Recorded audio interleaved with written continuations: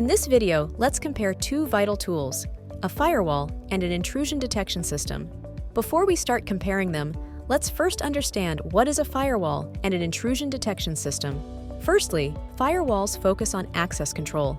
They allow or deny traffic based on established rules. On the other hand, IDS concentrates on monitoring and analyzing network traffic, identifying patterns that might indicate an intrusion or a security breach. When it comes to practical applications, Firewall is your frontline defense against known threats. They actively protect your network by blocking malicious content and unauthorized access. IDS, on the other hand, works more adaptively. It does not prevent threats, but identifies them after the fact, enabling faster response to security incidents. While firewalls and IDS have different functions, they often work together to enhance overall cybersecurity. Firewalls guard the doors while the IDS scans the streets. Together, they form an impenetrable security team that stands tall against cyber threats.